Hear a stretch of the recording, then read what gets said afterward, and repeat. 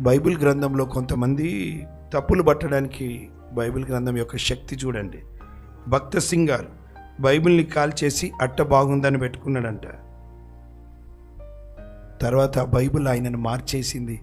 దైవజనుడై వేల సంఘాలను ప్రభు మహిమ కొరకు స్థాపించాడు. సాధు సుందర్ సింగ్ బైబిల్ని కాల్చి చింపిపడేశాడు. చివరికి ఆ బైబిల్ దేవుడే ప్రత్యక్షమైన తర్వాత దైవజనుడిగా ముందుకు వెళ్ళాడు.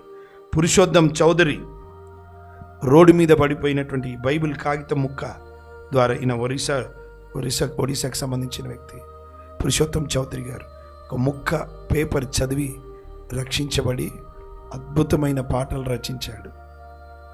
వింటున్నారా ప్రియులారా? పురుషోత్తం చౌదరి.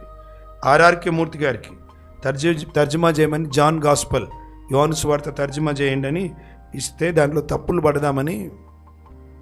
తప్పులు పడదామని చూసి చివరికి రక్షించబడ్డాడు. అందరు అన్నారు, ఏంది ఇట్లా అంటే, బైబిల్ని తప్పులు పడదామని నేను చదివాను, కానీ బైబిలే నా తప్పులను పట్టుకుంది అన్నాడు ఆయన. చివరికి ప్రభువుని నేను నమ్మానని. ఈ మాట చెప్పి నేను ముగిస్తున్నాను.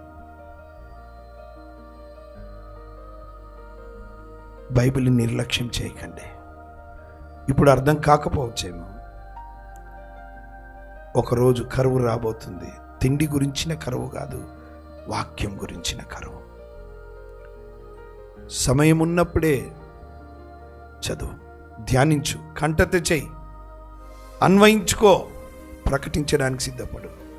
ఒక రోజు వచ్చింది, అప్పుడు ఏడవద్దు, ఇప్పుడే నింపుకో, ఇప్పుడే నీ గుండె నిండా నింపుకో.